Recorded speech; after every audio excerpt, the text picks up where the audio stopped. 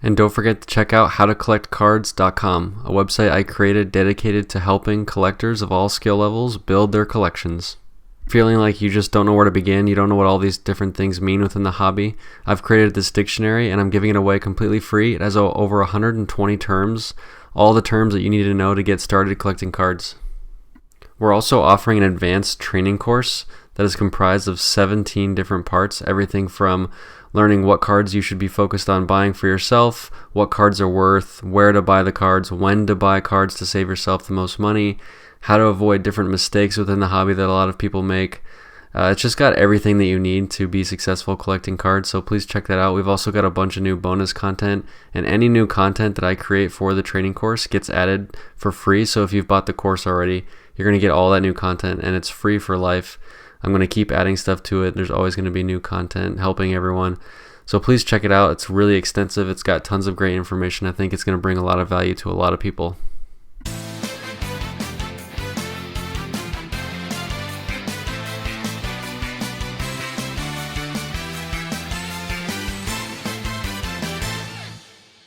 Hey everyone, this is Josh back with Cardboard Chronicles, and I've brought back everyone's favorite 7-footer. Justin, how's it going, man?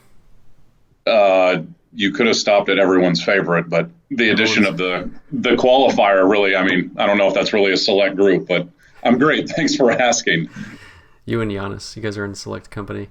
So today is a special episode. We are going to be talking about national, all things national, to get you guys ready to be more prepared when you guys go.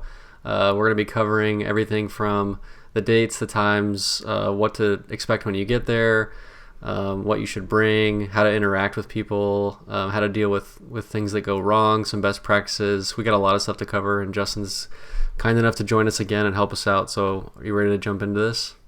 Yep, let's do it. All right, so to start, let's just start with like a quick overview of what is national. Can you just start us off there? Yeah, so the national, I was doing the Wikipedia Club for the NSCC. So NSCC stands for National Sports Collectors Convention. You'll hear people refer it to different things. Some people call it the national, other people call it nationals, plural, and then the people who call it the national correct the people who call it the nationals because they're weirdos. But anyway, so there's any number of different things that it's called, but it's the biggest show of the year. It's typically around 600 to 650 tables.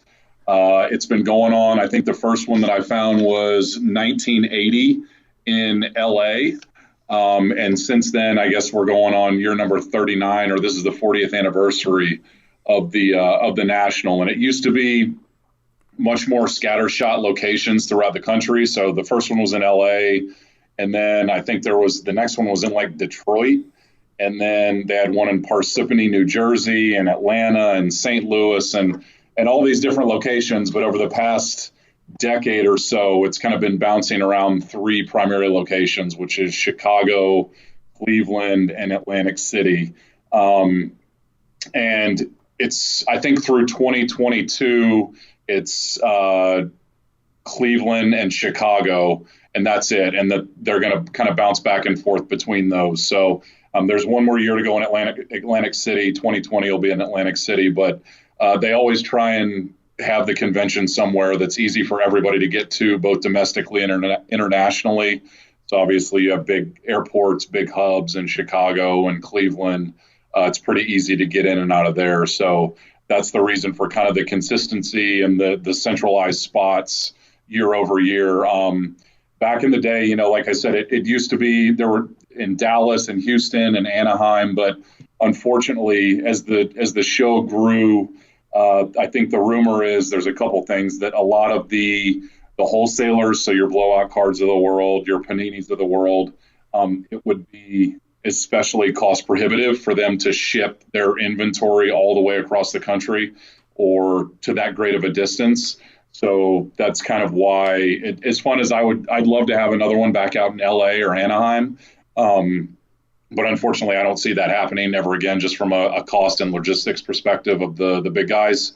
And then there's also the consideration, too, that a lot of the older guys who will do just all of the old baseball vintage primarily, They don't want to travel that far. They're mainly East Coast heads, and they made enough of a stink that they don't want to go beyond the Mississippi anymore. So that's kind of why we're stuck with the options that we do have. But I love Chicago and Cleveland both.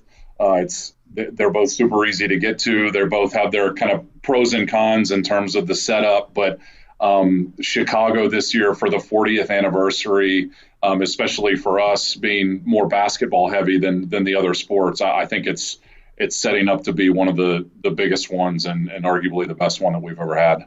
Yeah, I went to the Chicago for the November show, the Fanatic show, and it's a great venue. It's really nice location. I think it's really close to the airport, so if you're flying in, it's really easy to get to the convention center. There's hotels everywhere, there's restaurants everywhere, so it's really convenient for someone that's going to be there the whole week to kind of have everything that you need all in one little spot. So it's really convenient location. Chicago's great.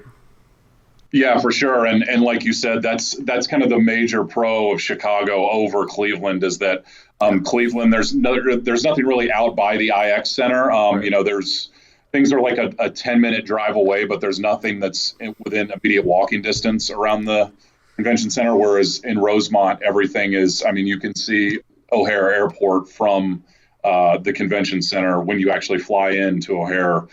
So everything is like a 10-15 minute walk to, like you said, bars, restaurants, hotels, and all the hotels run shuttles to and from the show. So it's super convenient and very, very user friendly, which is great, especially given the number of, it sounds like first time attendees that will be able to join this year.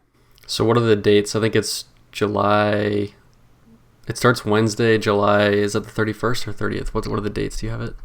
I think it's the last week of July, first week of August, that kind of overlap. Of course, I didn't write that down. But yeah, so it's July 31st. That's the Wednesday through Sunday, August 4th. And the way that it works is there's a couple different options. So the way the week's set up, Tuesday, nothing's happening on Monday. I think the convention center is open for the major exhibitors, but to the standard dealers who get a booth or a table, there's no entrance. But on Tuesday is what's called early dealer setup. So as early as I think 10 a.m. on Tuesday morning, dealers can start to go in and set up their booths and put out their inventory if they want to. Of course, people start buying, selling, and trading as soon as the doors open on Tuesday. But it's interesting. Like I can't believe this is my 8th year setting up. The first year that I set up at the Nationals 2012 in Baltimore. But I've done early setup for dealers a few times on the Tuesday, and it's just so hit or miss. Sometimes you hear that it's just all kinds of action, guys buying each other out and making all sorts of big deals. And then whenever I've gone, it seems to be the opposite. I'll wander around for an hour and then just kind of be like, why did I pay an extra $75 to do this? But that's kind of the way it works Tuesday. So Tuesday is still just kind of a dealers only deal. It's not open to any of the general admission or VIP packages that are available to the public. But then starting on Wednesday, so the general admission hours on Wednesday are from 4 to 8 p.m. And that's known as the quote unquote sneak peek. So by that time, the majority of the dealers will have some sort of inventory out and set up. There'll still be guys that are coming in and trying to last minute get things settled. But basically, the show starts Wednesday afternoon, and from there, so the Wednesday afternoon or the Wednesday hours are from 4 to 8 p.m. Thursday, Friday, Saturday hours are from 10 a.m. to 6 p.m. And then Sunday is 10 a.m. to 5 p.m. And those are the general admission hours.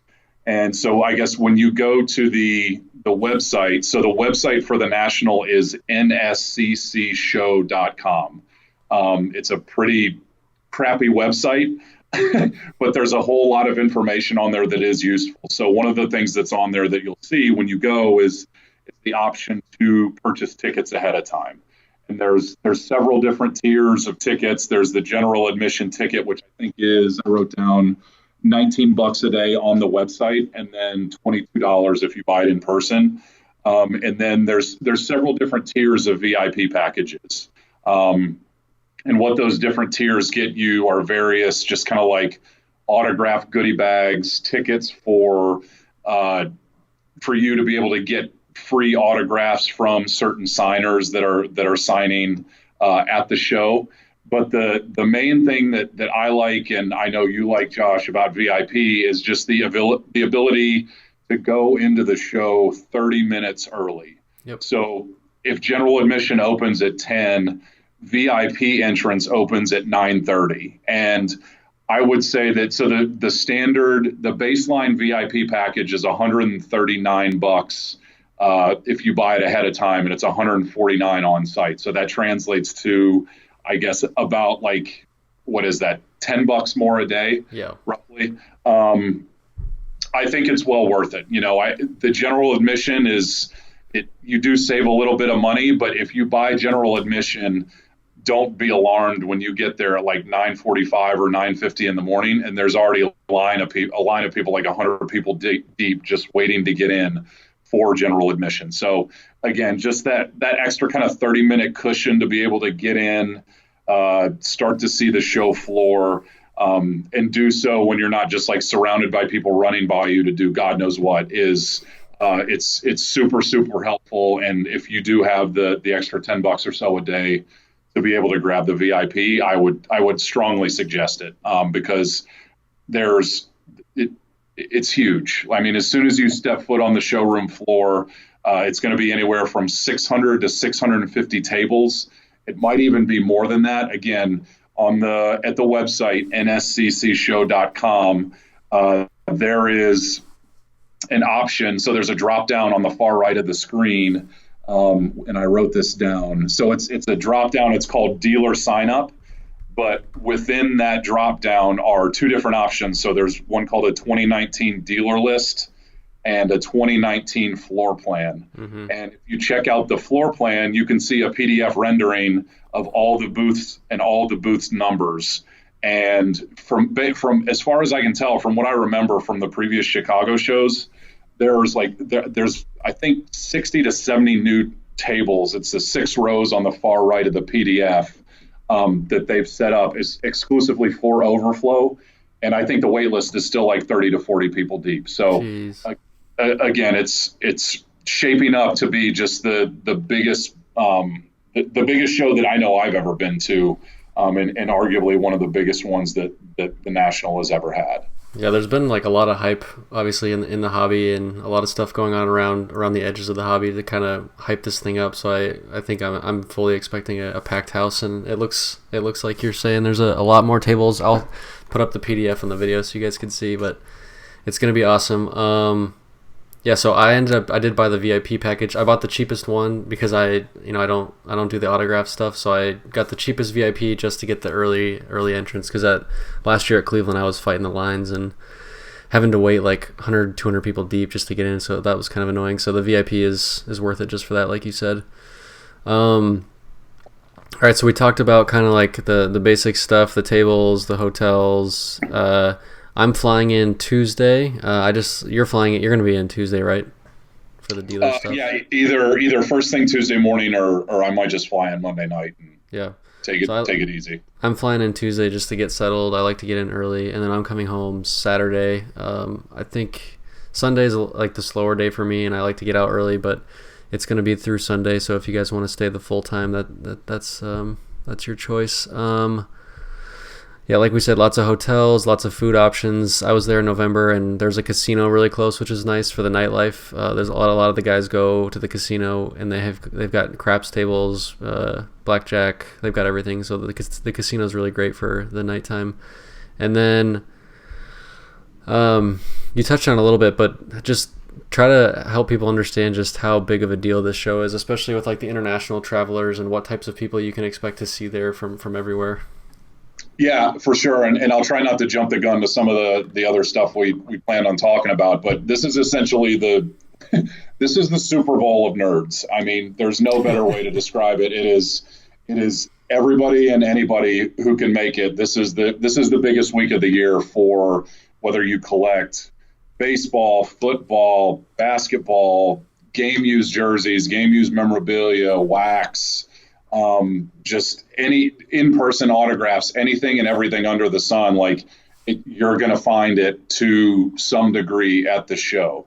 And it's not only that, it's something for everybody and everybody's different budgets too. So you can go there and you can blow it out in terms of just spending a whole lot of money on all the different stuff that you're going to be able to find, or you can accomplish what you want to accomplish within whatever budget you have.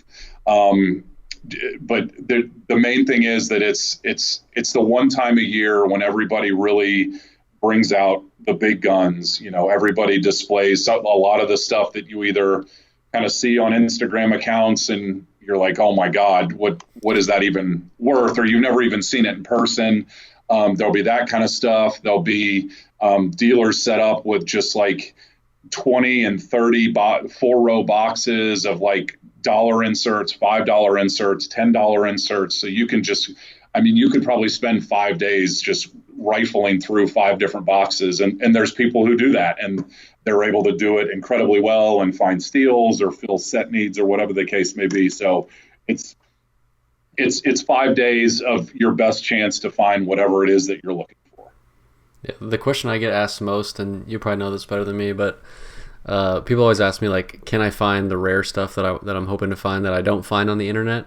And that's kind of a tough question. In general, I think you pointed out, like, some people bring out stuff they don't normally bring out, but I wouldn't go there expecting to find like the craziest, rarest stuff that you'll never find. Like there wasn't a ton of green PMGs as an example. There's not a lot of those are kind of locked into PCs, and if those people don't go to the shows, so it's not like it's not a lot more than you'd see kind of on the internet, but it is enough to make the trip worth it. Yeah, for sure. It's not necessarily a guarantee that you're going to find the hyper specific things that you're looking for, but it is arguably one of your best chances to find that degree of stuff, or talk to people who have similar stuff and might be able to help put you on to whatever it is that you're looking for specifically. And to your international point as well. So, I mean, I don't know how many different people we've met that are from international locales, whether it's in China and Hong Kong and Taiwan and Germany and Austria, Honduras, other locations in Central America, Canada. It doesn't matter. Again, the accessibility of the major cities like Chicago and Cleveland just make this so much easier for guys like that from all those different spots to get flights that are either direct flights or just a single connection. So they don't have to devote, an extra 36 to 48 hours specifically for travel time. Well, I guess excluding our friends from the Far East, but still, it's much easier to get to somewhere that has those kinds of international flights than it is somewhere that doesn't. So again, that's just another draw that'll bring in stuff that you might have seen on Instagram accounts, but then it'll bring in a lot of people too that it happens every year. I mean, somebody will come up to the booth and pull out a box and you're like, oh my God, I've never seen this before. And it can be something you've never seen before that's $100, or something that you've never seen before that's $100,000, or everything in between. It's just that's the fun, is just the uncertainty and the unknowns and the what ifs of just attending a national or setting up at a national. I think if you're at all inkling to try to get more involved in the community of collecting, this is kind of like your chance, right? This is the one that everyone's going to be at if you're hoping to find specific cards or meet specific people that you've interacted with on the internet. This is kind of the one that everyone congregates towards. Yep, absolutely. All right. The next thing is what to expect.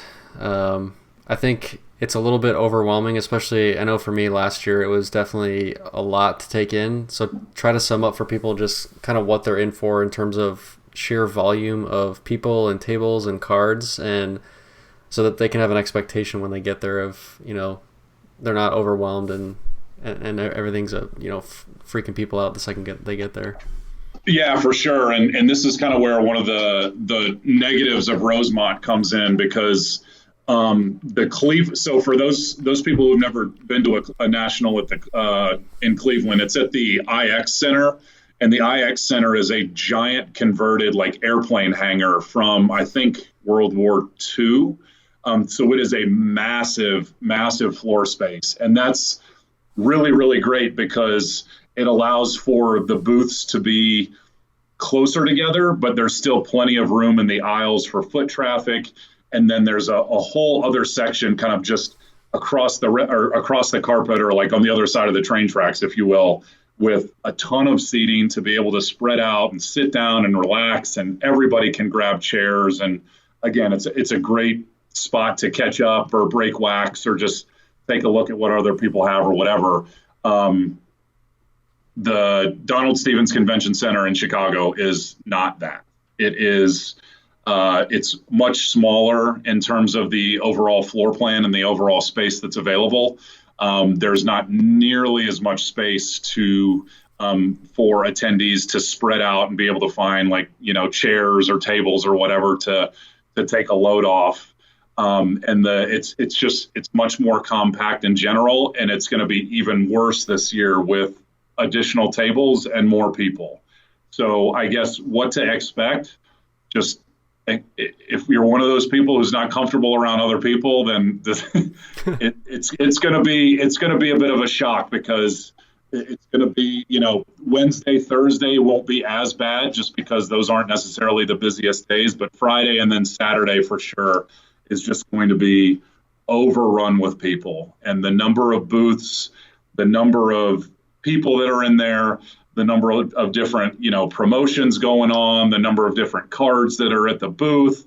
You'll walk in and you'll just hear people like screaming on a megaphone in the middle of the arena, and like all these kids yelling for pack wars. And even for me, I've done this a few times, I'll always have 2 or 3 moments like, what the hell is going on right now? Like, why is everybody losing their minds? So you just have to be prepared for kind of like the shock to the system, if you will, of the number of different stimuli going on around you, and, right. And just know that there's going to be a lot going on.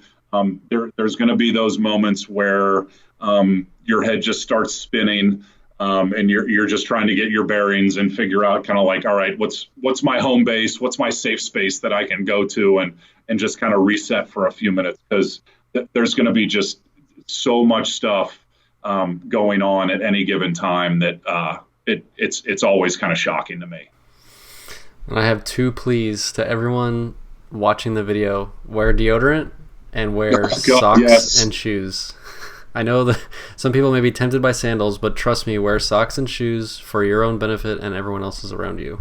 And deodorant, please. Yeah, please shower and brush your teeth. Like, the it's hotels just have free stuff to shower, right? I mean, they have free stuff to shower. Water. If you don't own a toothbrush, you can like get one for free, and toothpaste. Like just basic personal hygiene goes a long way during these 5 days when you're stuck in a convention center for 8 hours a day or whatever it is with total strangers.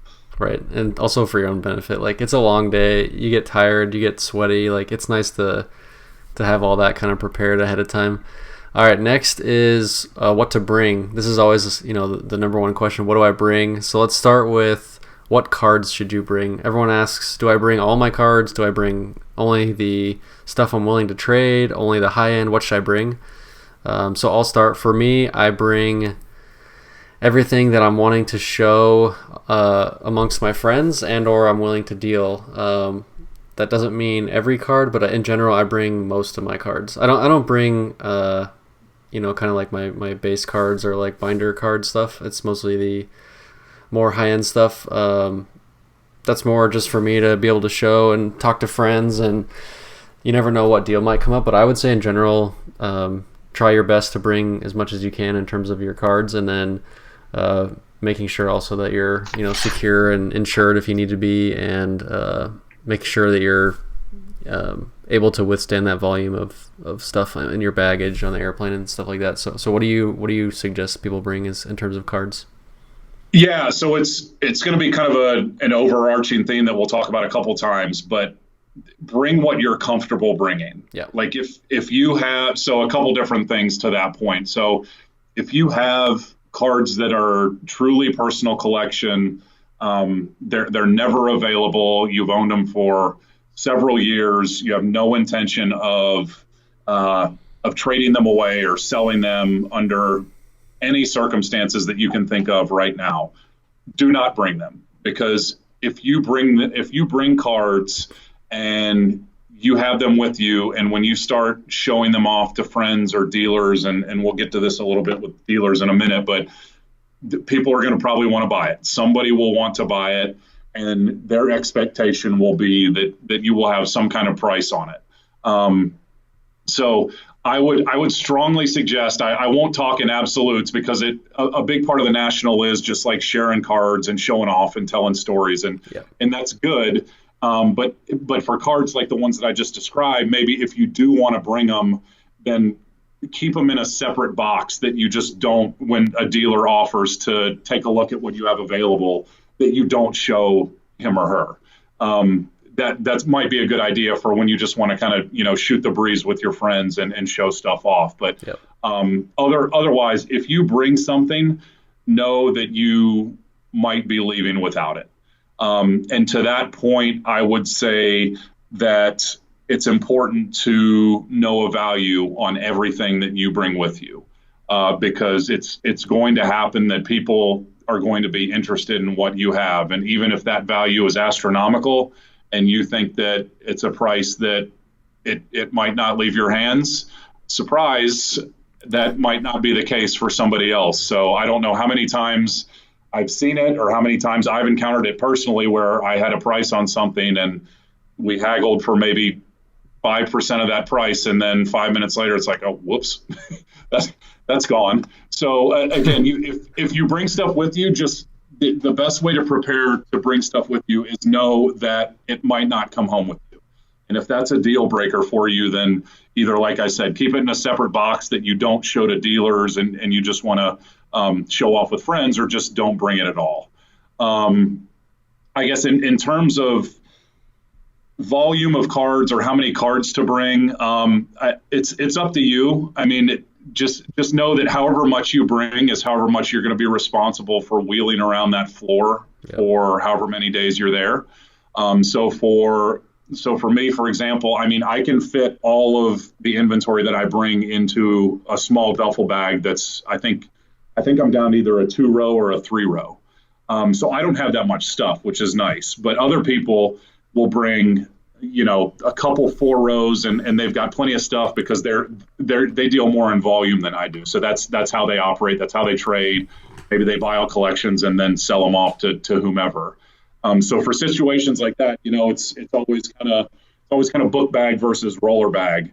And I know that, Josh, your team roller bag, but for me, I just bring my standard book bag, and I do have the luxury of being able to put stuff out in my display case. But if I ever want to walk around and maybe shop some stuff around, I can put it in a small BGS box and just wander around with it on my back. So it's all a matter of what you're comfortable with, and that goes for not only cards but cash as well. So cash will always be king at the in-person shows. There are dealers who will accept PayPal, but cash is always going to get you your best deals, and it's always just going to be the easiest way to get things done, and not have to deal with, maybe some dealers will take PayPal and maybe some won't. So again, each person has a different threshold for what they're comfortable with in terms of bringing cash. So that's definitely something to consider and start thinking about before you start putting together the bag to make the trip. The cash is also maybe like the peak of what you're comfortable spending, because it's kind of like when you go to Vegas, you don't want to bring your credit card. You kind of want to bring cash you're okay losing and not coming back with. It's kind of the same thing here, because you might run into something that you need, or that you feel like you can afford to buy that while you're at the show, kind of live. So I would say bring cash the most you're comfortable with not coming home with, because I know last year I brought some cash and I didn't come home with any. So I would say that's what your guidance is on how much for cash. And just one thing on the cash point too that I didn't mention about expectations. I guess the main thing that, I mean, I always tell myself before I go to a show, but also it's just good for first timers who've never been to a national, is unless you see something within your first hour or two on the floor that is a drop dead no brainer knockout steal of the century that you can spend all your cash on and immediately flip it for 2, 3, 4 times that amount. Or if it's a personal collection item that was kind of a true white whale, for lack of a better way to put it, that Josh and I were talking about earlier, and you find it, those are good circumstances to put down all your cash. But it's a story as old as time of people who get in there, get on the floor, they're blown away by stuff, and they just start seeing cards and throwing cash around. And before they're even done with their first lap around the floor, they're like, oh my God, I just spent 90% of the cash that I had budgeted for the week. And it just kind of adds undue stress when you're just kind of impulse buying because you're so overwhelmed. So I guess that's one main piece of advice is just try to be mindful about your cash within the first few hours that you're on the floor. And don't just blow your budget out in the first hour of your first day, or else then you'll just be kind of scrambling to figure out, all right, how do I get this back so I have some money to spend? And you might cut some corners with stuff that, you know it sells for X, but you take 80% of X just to get some cash back. And you just have to start bargaining with yourself basically to get back to even. So that's a big deal, is just kind of the cash management portion as soon as the show starts, and just get your bearings before you start going crazy. This year I don't plan on bringing as much cash just because I have, like, now that I'm more experienced and I have more cards that I've built up, I have a lot more cards to be able to use in trades, and I know you're kind of the same with being able to use your cards as your tender to be able to trade and buy things and move up or whatever you need to do. Yeah, for sure. It's one of those things too that there's not, you have to go to a bank. There aren't banks within the immediate vicinity of the convention center. So I know I've gone to a Wells Fargo before that's probably about 4 or 5 miles away. I know there's a Bank of America in the same spot. So it is, you will have to go out of your way if you're not comfortable carrying a huge sum of cash onto the plane with you. And that's just kind of another consideration as well, that when you're planning your trip, that, hey, I need to find a bank, and just budget some extra time to be able to do that. Right. So the next thing on what to bring, we talked about before, but you should have some sort of notes, or at least like prepare ahead of time through notes, or maybe on your phone. Maybe it's printed out, paper and pen. Notes for what you're looking for, the prices that you are hoping to pay for those items, or maybe like your top maximum value that you're willing to pay for something. And then also mapping out the tables. So I'll put a link to the PDF to the website for here, so you guys can have the tables prepared to know kind of where you're going to be going, the different tiers of cards that you're going to be looking at, and what you're hoping to find. Understand what you're willing to trade and what you're willing to sell. And like we said, separate out, this is kind of my sell box, this is my show to my friends box, but not the dealer's box. So kind of going a little bit prepared ahead of time with notes, because like you said, once you get in there, it's kind of like the stimuli is kind of overwhelming. So it'd be nice to be able to have your bearings ahead of time and not have to go in there and figure it out on the fly. Yeah, for sure. And I think one of the main things that you and I both talked about and have learned the hard way is bring a portable USB charger. Yes. And bring your charge cord every single day. Because when you get on the floor, it's not just you trying to rifle through eBay or Sorts Of or Terapeak or WorthPoint or whatever to try and figure out a price on a card. It's 500 other people in the room doing so within a convention center that has crap reception. And your phone's just gonna drain and drain and drain when it's trying to find decent service amongst the other tons of people that are in there. So bring one portable USB charger, bring one for every day. It doesn't matter. Just being able to have that and not knowing that your phone's dead with 4 hours left in the show is, again, it's just one of those little things where it saves you some anxiety, just being prepared a little bit.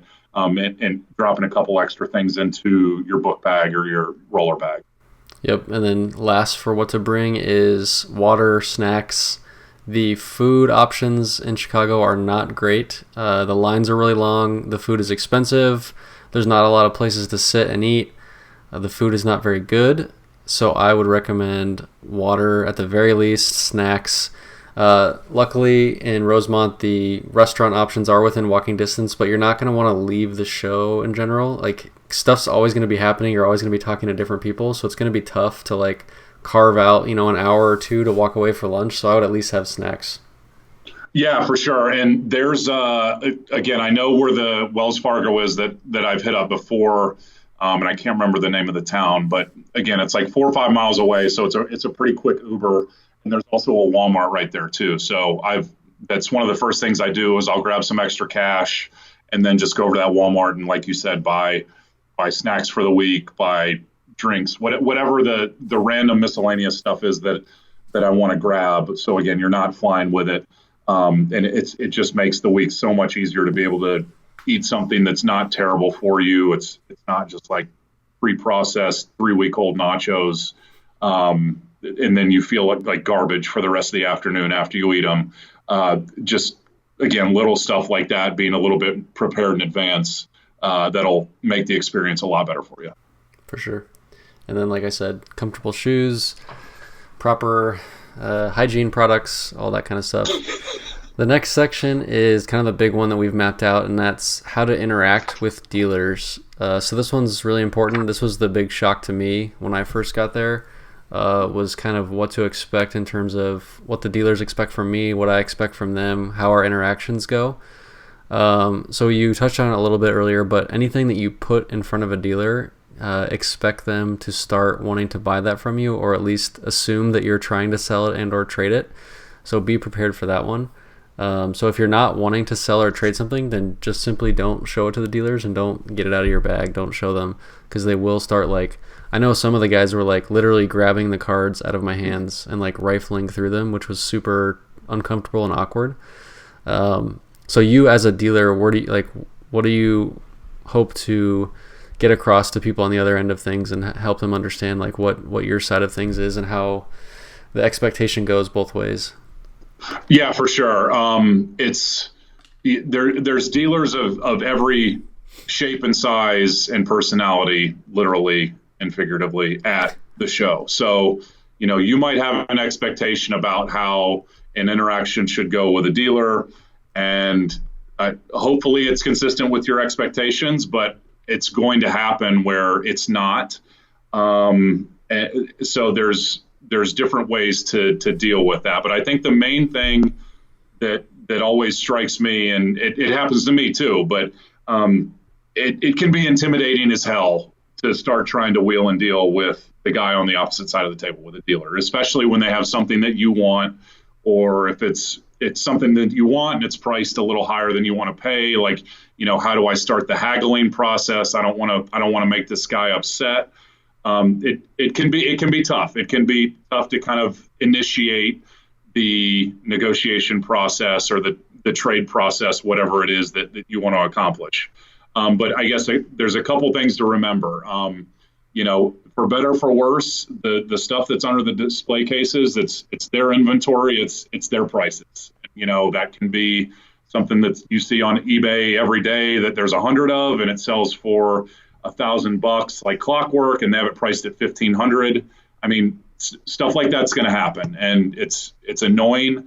But again, it is their inventory, and they have the right to price it as they want to price it. However, kind of the flip side of that is that the same goes for your cards. So if you bring out stuff that you want to show or sell or trade to a dealer, and you're not getting the values that you want to, that's fine. You don't have to accommodate a dealer just because a dealer doesn't want to give you the value that you want from your items. They're your cards, they're your prices. So just know that while the guy behind the booth is the guy that did pay for, the booth and the cases and all the other costs that come with it, like you should be on equal footing at minimum from a respect perspective. And if you feel like you're not getting that same level of respect in return, or something just seems off, and we'll talk about some of the things that can seem off with dealers in a few minutes, but if something just doesn't feel right, again, walk away. This goes for anything during the course of the show. Just give a standard, you know what, I appreciate you taking a look at stuff. I'm just going to go walk around right now. I'm not quite ready to get to bridge the gap or get to where we need to be. Just just stuff like that is totally okay and within your right. And ultimately, you'll probably be much happier with yourself that you were able to walk away and that you did it than if you would have settled on a deal that you weren't fully comfortable with. So, I mean, that's the main thing for me. And I guess there is one other point too that I know we laughed a little bit about last night. But one of the things that we wanted to touch on was kind of just kind of etiquette 101 when you're at a table with the dealer and all the other customers, because it's going to, like I said, it's going to get slammed, especially if you're there on Fridays and Saturday. There's going to be some booths and the guys just have, dozens of cases of firepower, and there's going to be people trying to make deals. There's going to be people looking, taking pictures, checking prices, whatever the case may be. There might be 20 to 30 people at a single person's booth. While a dealer is engaged with a customer on a potential deal, which, when they're looking through their cards and trying to figure out what they're interested in, this is not the internet. Do not chime in while a dealer and a potential customer are interacting and try and scoop the dealer. And I am telling you this from firsthand knowledge, because at the very first show I set up at in Houston, Texas, like 9 years ago, I was that guy who was sidling over a dealer table while the dealer was looking at another guy's inventory. And while they were still in the middle of a deal, I chimed in with, wow, that's really nice stuff. If you guys don't work out a deal, come see me at X table. That is a very, very bad idea. I know it happens all the time, and like on Instagram and in Facebook groups, that somebody will post that they're looking for something, and then somebody else will respond saying they have what they're looking for with a price. And then other people, the next 5 comments will just be from 5 different people trying to scoop the sale from the guy who made the original post. Like, that is not okay at the National. And that will curry quite a bit of bad will, ill will from the dealer at the table where you might try and make that move. So that's probably my biggest thing. That, again, and you wouldn't necessarily think about it if you've never been to a show, because that's just kind of the nature of how the internet goes. It's first come, first serve. I got it first, and it's mine. Like I get that, but that's not how things work when you're in person. So right. I strongly advise that you not try and scoop someone else's deal when they're mid talks with a dealer. And then, so we talked about how sometimes the prices may seem like they're higher than what you're used to seeing. Can you just talk about quickly how, I know for you yourself, I'm not sure if this applies to you, but dealers will actually have pretty high costs to set up at the show, so they'll actually price those costs into their cars to try to make some of that money back. So it's not necessarily that they're trying to like offend people or screw people over with higher prices. Sometimes it's a little bit of a need in terms of paying for the trip to the show and setting up. Like, there's costs involved, so that you will see some of those prices baked in. Yeah, for sure. And it's a fair point, because again, I think the entry level cost of the smallest booth is $1,500. Yeah. And they can jump anywhere from, I think the next biggest booth is $2,000 or $1,800. But then you'll see guys who buy multiple booths, or they'll buy an entire square of all 4. So if in that case, if somebody buys all 4, you're looking at almost $8,000 in booth costs just right then and there for the whole week. And then again, when you factor in the costs that we have as well, or the attendees have, for transportation, for food, for lodging, for parking, for the booth, for miscellaneous, just all those different costs that start to add up. Those are costs that they want to try and recoup during the week as part of the selling process. So oftentimes you'll see those costs baked in, and if a LeBron Chrome PSA 10 rookie sells for $1,000 all day on eBay, it might be priced at $1,150 or $1,200. And that it's something to consider. You're always within your right to haggle and ask, see if they can come down a little bit. But if they can't do that, then know that there is always an element of the kind of the overhead costs that go into participating as a dealer at the National that might be contributing to why their prices aren't necessarily in line with what you would expect to see on eBay. Because again, it's the type of thing. We always use the negotiation tactic online of sells for X on eBay. I'll split the difference with you on fees and take a little bit of a discount. And that doesn't always work when you're at the show. Right. I had one other thing I wanted to touch on as someone that's more relatively new than you are. The art of the deal and like the haggling, the back and forth is kind of you said intimidating. It's definitely intimidating. It's kind of a scary thing, especially your first time, and especially given that guys like you and other dealers have been there for so long. Like, this isn't new to them, and they're skilled at the art of deals. So for someone walking up, if you feel nervous or scared about something, that's totally normal. And I would say one thing that I did is that I kind of stepped back and like watched other people deal at first.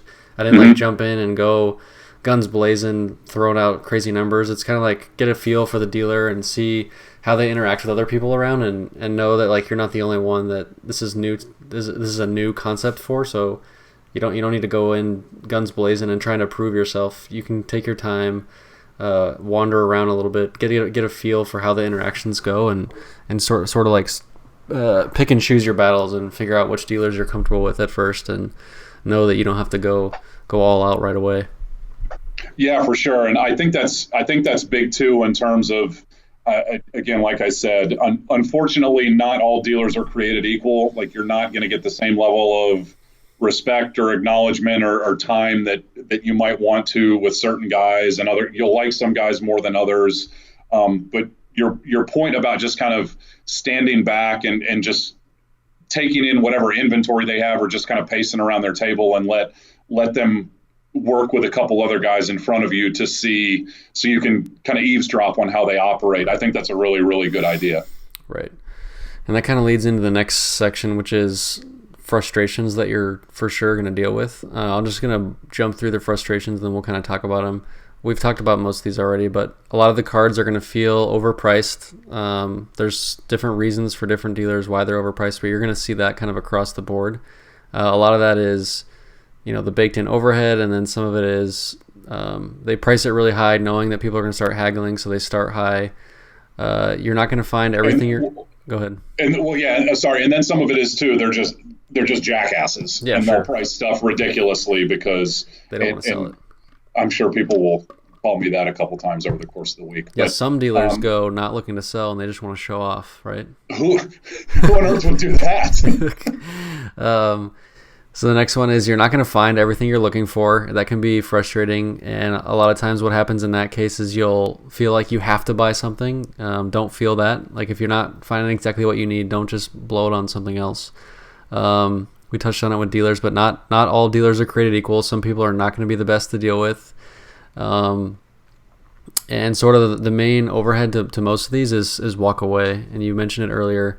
It's really the best advice that we can give to anyone is walk away. If there's any situation where you're just feeling like you need to hit the eject, or it's not right, or people are not willing to work with you the way that you feel that they should, or cards are just not making any sense, the prices are too high, all these different frustrations that hit, just walk away. There's tons of tables. There's other people for you to interact with.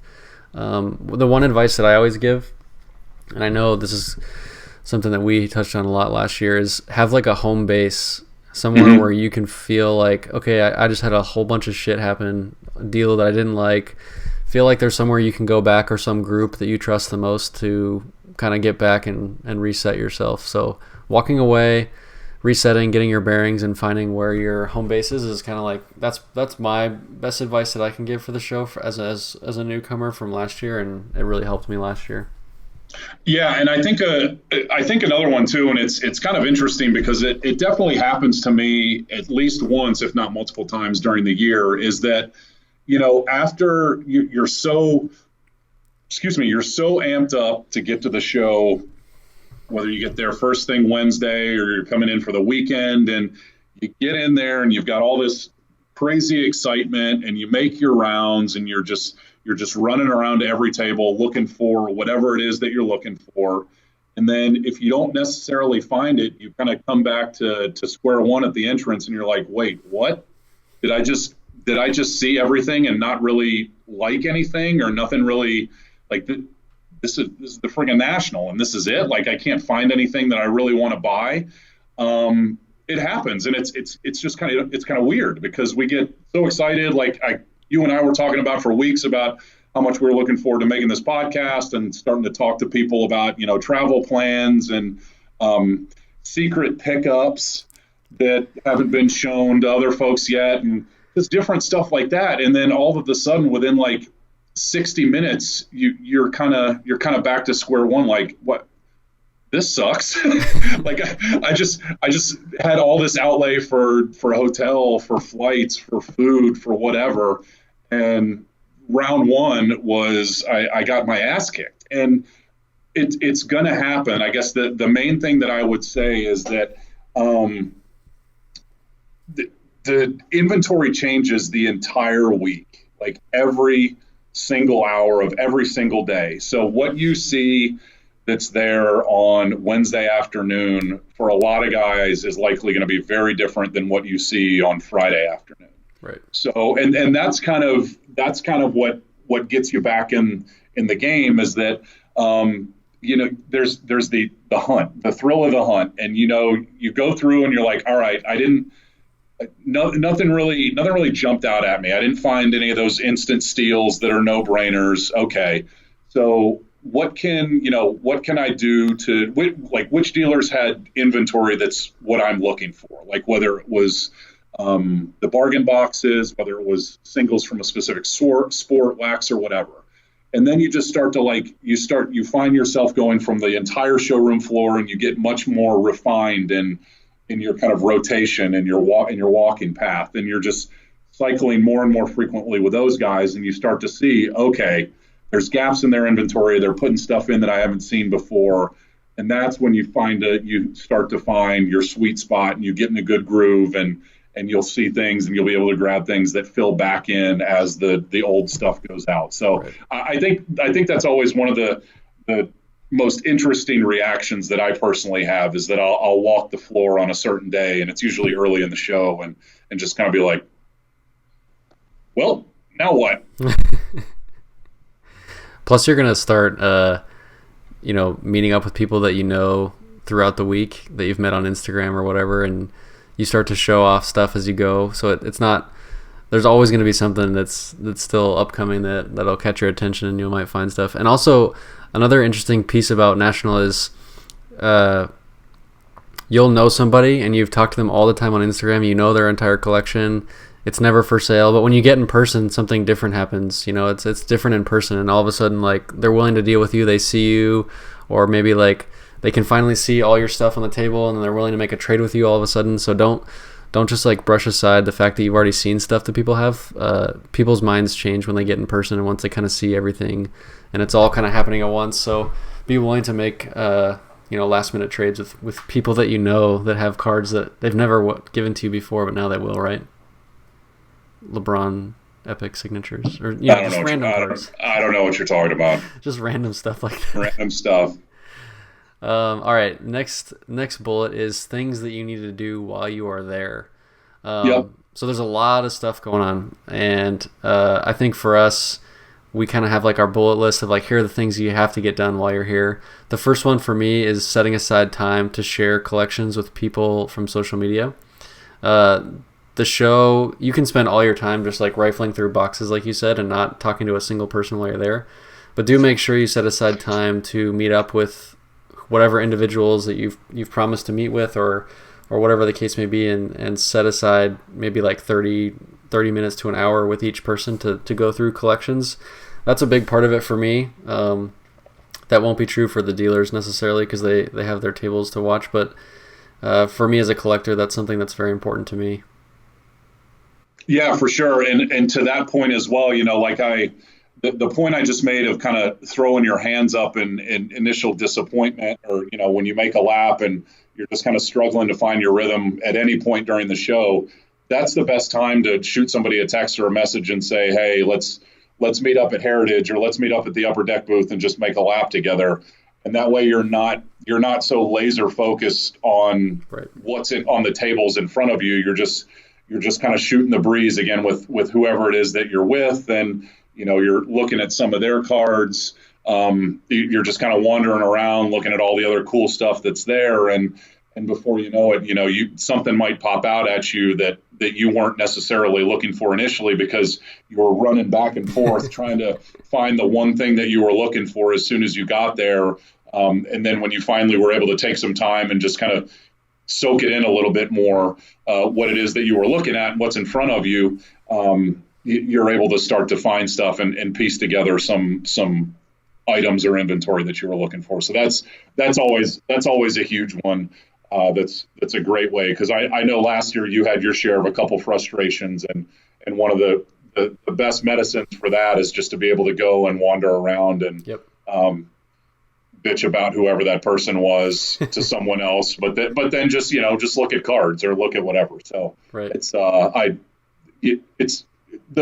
We talked about this beforehand too, or before we sat down for the pod, but regardless of whether it's wandering around and meeting people from the internet, whether it's going to trade night, which we'll talk about in just a minute, whether it's going out to drinks or going to casino or dinner, like the whole point of the National is experience, not the end goal. So the thing that's going to be the most impactful for you in the hobby down the road isn't what you buy at a specific National. It's going to be meeting the people that are the owners of the accounts that you see on Instagram, on Facebook, and being able to work with those guys down the road and start to build relationships from that perspective. Like I've legitimately known you for barely a year, and it doesn't seem that way, just because like you and I talk pretty much every single day, and all of that started with, "Hey, I'm Josh. Hey, I'm Justin.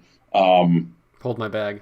Let's hang out. Yeah, can you mind if I set my bag here for 30 minutes?" Right.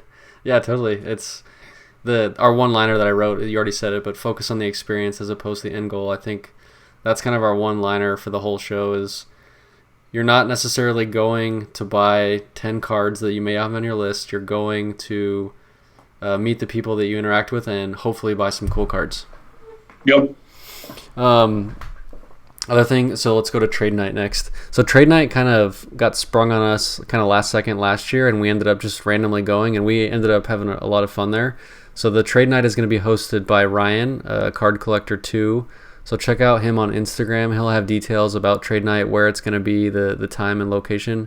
And I know this year it's supposed to be super crazy. And last year he had, I'll just go over it real quick. So trade night, he's got, it's kind of for his Instagram friends. It's like an Instagram meetup party.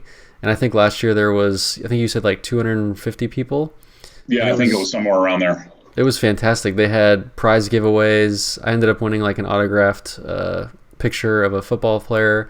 They had drinks, food, and you're also expected to hopefully donate some money ahead of time. And you can get with Ryan Card Collector 2 on Instagram and donate to his cause and help him out and make sure he has enough money for food and drinks for everybody in the venue itself. But I think this year he's planning on having double last year. Is that what you said? Like 500 people or? Yeah. He's gearing up to I think just have a massive amount of people there this year. Again, like I think his Instagram following has grown by like 3,000, 4,000 people or something in the past year. It's absolutely nuts what he's doing. And just as a bit of background, so trade night started, and this is broad strokes, but with Jimmy, Kentucky Basketball Cards on Instagram, about I think 4 or 5 years ago, and he basically he rented kind of a small conference room or ballroom at one of the hotels. He threw it out there for friends of friends. Again, just another good example to kind of have a national experience, but in a much more reasonable environment. Right. And as we all know, Jimmy is the nicest person that any of us have ever met in the history of the hobby. So he did everything out of pocket. He just wanted everybody to come and have fun, and people did. But then word started to spread of what it was and how great of a time it was. And Jimmy did it for a couple more years, but unfortunately he now works with a summer camp down in Eastern North Carolina. So that's not the best time of year for him to be able to break away from his job. So Ryan kind of took the reins, like you mentioned, and to Ryan's credit, I mean, it's just absolutely exploded in growth. Yep. He's done a hell of a job networking it, getting partnerships with Upper Deck, with Panini. Yep. Yeah, with I can't remember who the autograph pictures were from, but again, there's so much. Yeah, exactly. There's so much free stuff. There's so much that they give away. The food that he brings in, the drinks, paying for the conference room, the ballroom, or whatever. It's usually on Thursday nights. I think it typically starts if the show closes at 6. People will start to file over there shortly afterwards, just so it can be like kind of a natural progression back over there, so people don't, kind of go back to the hotel and then just fall off the mat before going over there. But yeah, I 100% recommend it. It doesn't matter if you're 14 or 40 or 74. Like it's just cool to see the different generations of the hobby and how they engage with the hobby, and just go and get out of your comfort zone a little bit and meet new people. I think the reason it was so successful and the reason the concept works so well is that, like I said, the whole dealer attendee relationship is kind of intimidating and a little bit scary, and trade night is kind of flipped on its side where it's all collectors and it's just people talking, and there's still deals going on, but it's less stressful, and there's less of this like, oh, we have to deal one end or the other table, right? It's just like people hanging out and showing cards, so it's a little bit more fun, I guess, right? It's a little bit less about the deal and about the money and more about the cards and the people. And then we ended up getting probably our favorite like one-liner out of the whole show in that one trade night. Just like we went not knowing at all what to expect, and we ended up being kind of the old guys there, which was kind of fun for us. And we had some people looking at we have 90s basketball, and a couple people made a comment of like, oh, you guys have vintage cards. It's like, yeah, 90s basketball is apparently vintage now. Oh, what a crazy time before the internet, huh? That's what a time to be alive. So yeah, trade night is a must for us. We're definitely gonna go to that again this year. The next one I have is Nightlife. So this one is, especially in Rosemont, their casino is really nice.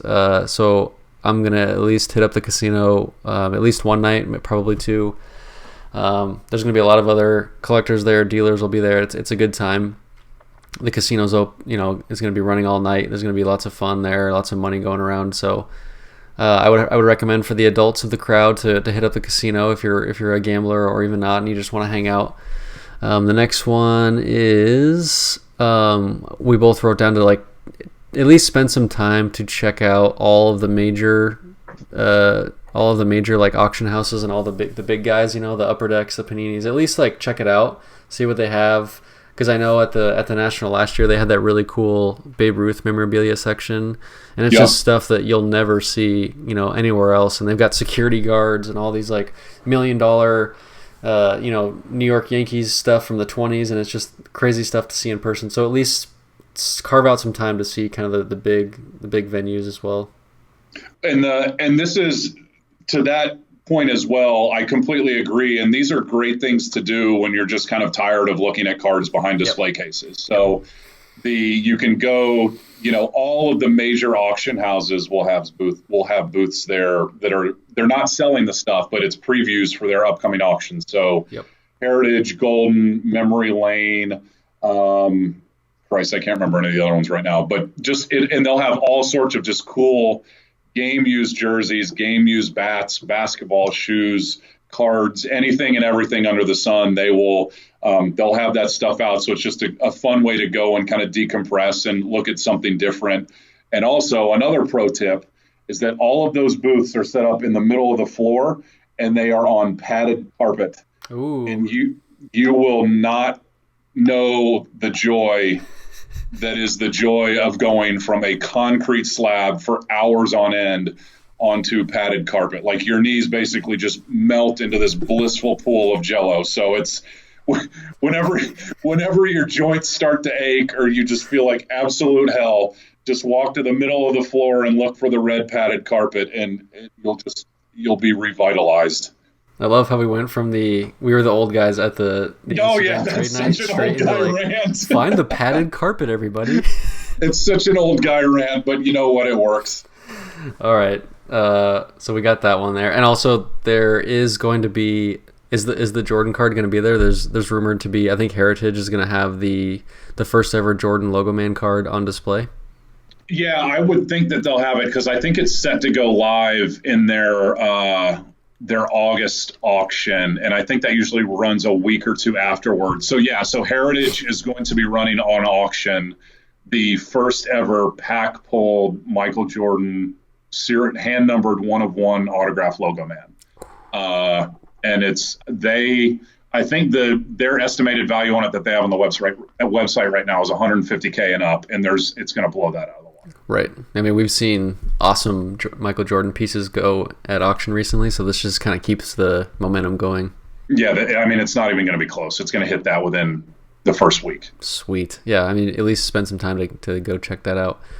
All right, so next we have best practices, and we've kind of given a lot of small tidbits about the best practices throughout, but the big one we want to touch on here is being mindful of theft.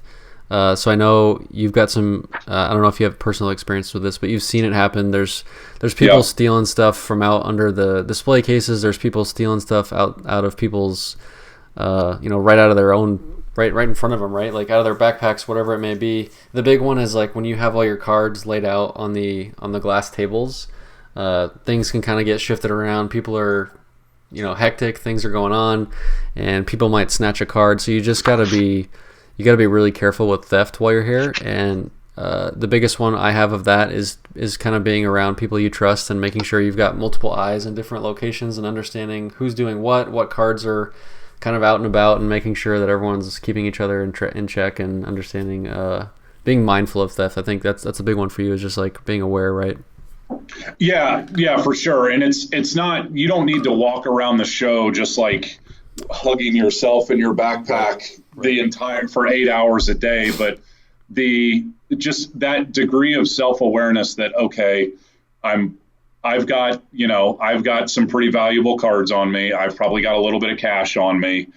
So does everybody else in this room. Like I just need to be conscious of that. And when the crowds start to grow, like you said, and there's guys that have placed boxes or BGS boxes or whatever they're carrying their stuff in on the table, kind of waiting their turn, that you're aware and conscious of your stuff that's in front of you, and you're not putting yourself in a position where somebody with quick hands might just try and come in and grab something. Right. And again, this we'll go back to it because it's incredibly important. This goes back 100% to don't be afraid to walk away. Like if you're not comfortable with a crowd of people that you're around, or I see this all the time. It's a deal that'll start small between just the dealer and maybe one person, and then one other person looking at the table, and then before you know it, somebody else walks up, and then other people walk up, and they see the type of firepower that's being thrown around or whatever.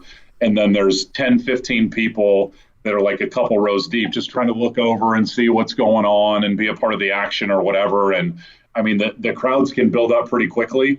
And even for somebody like me who can see over any crowd and or box that crowd out, like I still don't like people hovering around when I'm talking to a dealer and we're trying to work something out with our piles of cards on the dealer's display case. And, it's like it's some of my nicer stuff or his nicer stuff. So again, it's not a matter of just tinfoil hatting around the entire showroom floor for 5 days. But at the same time, it's very important just to be conscientious of what it is that you're taking out, what it is that you brought with you. Maybe after you get done working on a deal, whether or not you finish something up or not, just walk away from the table and real quick, just check your inventory. Just make sure that you have everything that you pulled out. Check your reference sheet for your inventory to make sure that everything is there. And just having that peace of mind will make your show a lot more enjoyable. Yep. Nobody wants theft. That's the thing that can ruin a whole show just in a few minutes, right? So we don't want that at all. All right, next is grading. A big hot topic while you're at the show is people want to get a lot of their stuff graded while they're at the show. It's quite a bit more convenient. You can get it done quicker. So why don't you walk us through the process of grading at the National while you're there? Yeah, for sure. And one thing I forgot to touch on too, just in terms of best practices that we kind of talked about. If you're not comfortable, if you're more comfortable working with a dealer on a larger deal for you, it's not out of bounds to ask the dealer, hey, do you mind can we work this out behind the table? Whether it's if you're paying a huge sum of cash for cards and you're not comfortable putting that cash out on the table kind of in the general walkway area, or if you and a dealer you think you're getting somewhere with a possible trade or a cash card deal, and it's for higher value, relatively speaking, it is 100% within your right to be like, hey, do you mind if we wrap this up or keep working on this behind the table? Some dealers will do it, some won't, but I know I try and be accommodating with anybody who wants to do something like that, because it's in the best interest of both parties that they be comfortable trying to hash out a deal. And again, like I said, if it's higher dollar stuff that's starting to draw a crowd, right. It never hurts to go somewhere where you can be quote unquote alone and try and knock out what you're doing. So again, it's not something that every dealer will do for you, but it's a great question to ask to see if they are willing to do that while y'all are talking about something. Sweet. Okay, so grading. Yes, grading. All right, so there obviously you got your big two, your BGS and PSA. I won't get into PSA as much just because I'm not as familiar with the PSA process, and traditionally they don't have kind of that same raw card review option like BGS does. The PSA service that you see at the National, is very similar to what you see when you fill out a submission form and send something to them. It's just instead of 3 days, 5 days, 10 days, 4 weeks, or whatever it is for the turnaround times, the turnaround times will be based on the number of hours that they'll get it back to you. So if it's a $100,000 card, you'd pay your $10,000 fee and you'd get it back within 2 hours as opposed to like a day. Right. So I won't hit on PSA too much, but just to talk about BGS, because I think a lot of people, when they go to a National, they're like, all right, I'm gonna take my couple hundred Luca Prism-based rookies that I've been stashing away. I'm going to go over to BGS first thing. I'm going to get them all raw card reviewed in the little plastic holder with the sticker, and then I'm going to be able to walk out and make 75% return or whatever it is on my money in 2 hours. Well, dear friends, that is not how this works at the National. So the way the BGS will set up their pricing for raw card review, it usually starts around $10 to $12, and if you get there first thing Wednesday afternoon, they will probably tell you that they'll get it back to you. My guess would be by Thursday at lunch, maybe Thursday afternoon. However, those turnaround times are predicated on how much stuff they've already gotten from dealers who, like I said, will come in on Tuesday and do the exact same thing that you want to do. So while the show might open to the general populace at 3:30 on Wednesday afternoon, there's already a day and a half of backlog that they have received from dealers who are likely doing this at a much higher volume for a lot more people than you are. Right. So it is without fail that not only will BGS or will raw card review turnaround times start to get longer as the week goes on, but the prices will also start to rise. So as prices start to rise, there's a couple different things that happen. They'll increase the non-guaranteed turnaround times, like essentially your base level raw card review. So that'll jump to $15 to $20 a card, and they'll say, we'll try and get this back to you in 2 days. Or they'll offer a secondary service, and they'll say, if you want this back in 2 hours, pay us $30 a card. And then that goes to $40 a card. And then it goes to $50 a card. And then, as much as I hate to say it for those folks coming in on the weekends, do not be surprised if you want to submit stuff for raw card review and BGS just flat out tells you or shuts off the guaranteed turnaround by the end of the show because they're just so backed up. So if that's your primary reason for going, to submit stuff into raw card review and hope to have it by the time you leave, if you come in on Friday and leave on Sunday, there's a very good chance that might not happen. It can happen, but you might have to pay $40, $50 a card on a card that might be worth $40 to $50. So it sucks, but at the same time, it's better to know that going in. Right. Than it is when you get there and essentially your number one priority has just kind of been torpedoed by factors outside of your control. Right. And this is another plus to the the VIP pass, I would think, as well, as you can get in there a little bit earlier and go straight to the BGS or PSA tables and kind of get your orders situated a little bit ahead of everybody else and get you that extra time to hopefully get it done in time. Yeah, for sure. And just like you would with a PSA or a BGS submission before you sent it to them in the mail, be sure that you go ahead and knock out putting your cards into penny sleeves, into card savers, take them out of the mags, take them out of the top loaders, because I don't know how many times I've seen at the counters, but guys will bring up thicker stock, Flawless or National Treasures RPAs, and the dudes behind the counter are just rushing through, and they will take them out of the one touches and just try and manhandle them into card savers without penny sleeves and into card savers that are built for the card stock of an optic base and not 130 point or whatever they are, Flawless card stock. So again, just fill out the forms, get everything prepped in the card savers, do everything that you would do for a normal submission ahead of time, and that way it might not necessarily save you a lot of time when you get up to the counter, but it will save you a lot of headaches from just your stomach churning when you see what might happen when your cards are transferred from the one touches into the card savers. Yeah, you're basically going to treat this as if it's the same grading process that you're used to. It's just that you'll get it back in person and hopefully quicker. And if you plan ahead of time and get it in earlier, you'll get it kind of more in line with your expectations in terms of time. Okay, anything else on grading? Jeez, sorry, I can't drink water. No, I don't think so. Again, it's always an adventure. I mean, it's never as straightforward as it would seem. Excuse me, the whole process is, at least, again, this is speaking just from BGS. PSA is actually pretty sophisticated in how they handle their process, relatively speaking. But BGS, it's just remarkable the way it works. I mean, it's so analog. Like, you get your order in, you get it's a triplicate piece of a receipt. So they take their copy, they put a copy in the box, you get the pink copy. There's a 5-digit number in the top right-hand corner. And then when they tell you to come back, they write all the orders that are ready on a whiteboard behind the primary counter where they receive the cards. And you just have to keep coming back and checking the whiteboard to see if your number is up. So it's a whole hell of a lot of just kind of shaking your head moments like you're doing right now. But the process is there, and it is an option. And if it makes sense for you, then go for it, because it is great to be able to get that instant turnaround time if you can get it on stuff that you want to get graded.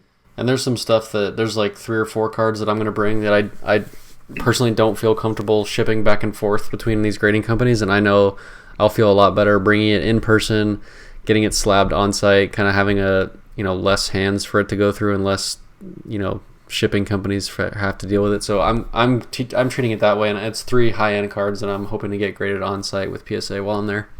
Yep. Okay, next is my favorite topic. This is the last topic we have. Our favorite topic. Our favorite, sure.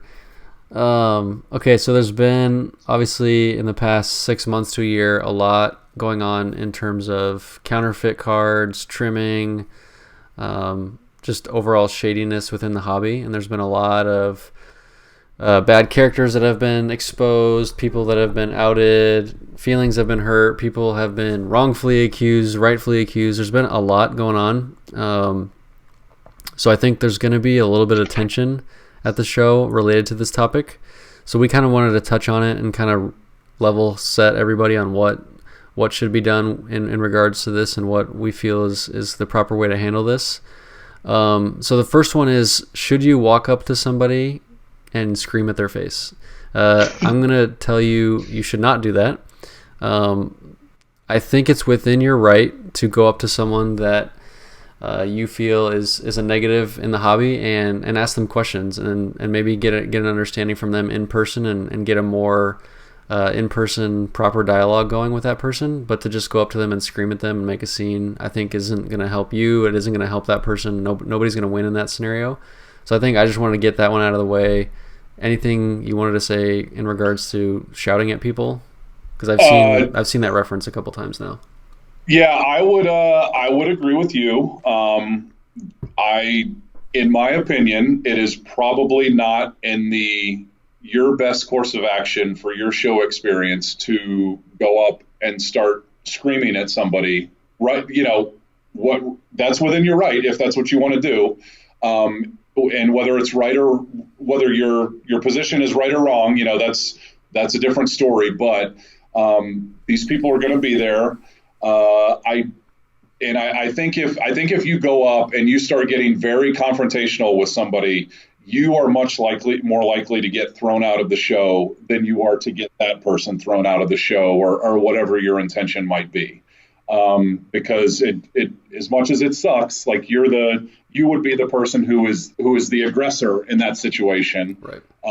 And you're not the one who spent the money for the dealer table. So you would think that that the NSCC, the people who run the show, would want to quote unquote protect their dealers, right, more than they would a general attendee. Again, that's just my assumption, and that's my opinion, but I could very likely see that happening. So everybody is passionate about this stuff to different degrees.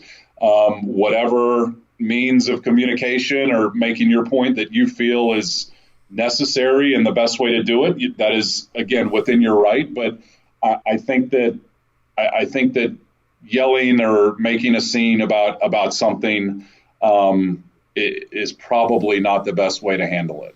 And specifically with our friends at PWCC, there's a lot of opinions and a lot of thoughts on everything that Brent and his business has going on right now. I think that he wants to hear it. I think that he is prepared to hear it, especially after he's come on your podcast, I think he's going on Kyle's podcast to answer some questions as well. He's engaged to a certain degree with the message boards. I think he knows that this is coming, and I think he knows that this is probably going to be a much more unpleasant national for him, right, than he's had in years past. So I do think he is ready to answer questions. I think he is ready for people to disagree with him. But again, the manner in which you ask those questions and how, just kind of how heated you get could adversely affect your show much more than it affects his show or any of the other people's shows that you take issue with. So it's just something to keep in mind that while we all probably want to scream and holler at somebody at some point, there is a time and a place for it. If you feel that that's the time and the place for it, then Godspeed. But me personally, and I think you're the same way, we would probably not agree with that. I'll be painting blue paint on my face and going Braveheart and just start running around and screaming at people. I mean, that seems pretty logical. Go for it. I mean, it's kind of just common sense a little bit. Like when you're in person, you don't just walk up to somebody you don't know and scream in their face. Right. That person's probably not going to react very well to that, and they're not going to want to talk to you. So just be mindful of that. And I think all that said, I also do think this is a good time for us to try to get an in-person dialogue with some of these people. I think reading it over the message boards and reading it through text is a lot harder for them to decipher your tone. And if you're able to deliver something that you feel is important towards the hobby's future in person to somebody, especially the stature of Brent and PWCC and some of these other big companies, I think this is a great chance for you to be able to kind of speak your mind and say what you feel is necessary for the future of the hobby. And it's something that, like you said, they're expecting, and also it could be beneficial to the hobby in general. So I think this is a good chance for people to go and kind of get that dialogue going. Yeah, I completely agree. I think both Rick and Brent are going to have a hell of a lot more difficult, heated conversations this year than they probably have in years past regarding a lot of the stuff that's come out recently. So then the next thing that we wanted to touch on, kind of on this same topic, is being able to spot kind of, some of those shady characters and understanding where they are. We're not going to specifically like walk through and put up like mugshots of all these people, but you and I kind of talked about how you can kind of tell like use your best judgment. I think the example you had was like you see 9 cases of PSA 10s and BGS 10s and BGS 95s of cards that you've never seen in those grades before, and then you see like 3 or 4 just rock like beat to shit cards. Like something is probably off with that table, and you should probably just walk away in general. Yeah, it's not knowing everything about everybody who's set up there. It's just kind of using the powers of observation and common sense to your point, like you said, because it's going to happen. You'll see certain display cases where it'll be 8, 9, 10 cases filled with gems of just stuff that's you're kind of like, how in the world did this gem? And then tucked away in a corner will be half of a case of very high end but non-gem cards, and they're most likely going to be raw. And the thought that crosses your mind should be, that's odd. Because again, people will have all different combinations of like graded versus non-graded, the different grades across those graded cards for any number of reasons.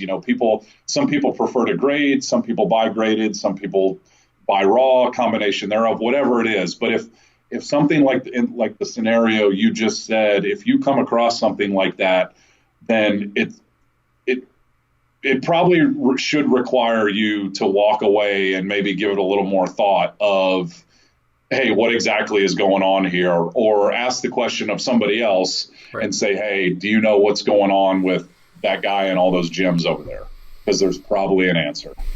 And there's people that, only collect those kind of cards, and they'll set up and they'll be dealers that it's legit, but you can kind of tell, right? Like, use your best judgment. Like you said, ask people around. If you know who they are, maybe, and that they shouldn't have this kind of stuff. Like, if you look at your own collection, like if I'm looking at mine right now, I have 7s, 8s, 8 5s, 9s. That's like a normal range of different grades you have, because it's impossible to have just like all 10s. So if you're encountering that kind of stuff, at least question it, understand what you're dealing with, and ask around, figure it out. And at the very worst case, like we've said so many times, just walk away. Like, worst case scenario, you just don't buy from them, and you never have that experience, and nothing bad happens. So that's the worst that could happen. Yeah, for sure. And there's a big difference between having cases and cases of like Acuna Chrome 9.5s or Giannis Chrome base 9.5s versus National Treasures exquisite, exquisite 9.5s by the fistful. So if it doesn't make sense, then try and figure out why it doesn't make sense. Sure. I don't have anything else. Did you have any last minute notes? I don't think so. I mean, again, I know that both Josh and I have talked, and like we've said on every other podcast, if there's something that comes up during the course of the show, like feel free to shoot us a note on Messenger. My Instagram is just at 610 Sports Cards, 610 Sports Cards. And I know Josh has his on the Cardboard Chronicles webpage and his IG account as well. I guess the one thing there would be, we're happy to help however we can. So if it's just something like, hey, are you going to be around your booth in 15, 20 minutes, or, where are you guys? Do you mind if I come ask you a question real quick about something? We'll certainly do our best to help out and meet up. But if the request is, bro, I need your help ASAP, possible steal, what's this worth? Come to booth 1025 ASAP, please, bro, TY, God bless. Like, I'm not going to do that. Like, I'm probably just going to block you. So just be reasonable about it. Be respectful. And we'll do our best to help out with questions, whatever the questions are that come up. Because this is supposed to be fun. Like, at the end of the day, this is supposed to be fun. You're supposed to meet people. You're supposed to buy some stuff, sell some stuff, trade some stuff, and not just walk around like waiting for something bad to happen. Yeah, I think the main reason for me, at least, walking through everybody through this is that you're going there prepared, you know what to expect, so that all of your time and energy can be focused on fun and like going there to do what you love, which is cards and your friends at the show, and you can focus all your energy on that and not have to worry about all this different stuff while you're there and figure it out on the fly and waste all this time stressing about everything. We hope to get everyone prepared ahead of time so they can go and have fun, because that's, like you said, it's what it's about. Right. And the learning, I mean, the learning curve is incredibly steep, especially if it's your first time. Like, you will be overwhelmed, but by day two, or, hour two is different from hour one. Hour four is different from hour two. Day two is different from day one. Like, even getting that first hour underneath your belt and just kind of understanding how, how you basically take your local regional show that's anywhere from like 40 tables to 100 tables and multiply that by a factor of 6 or 7.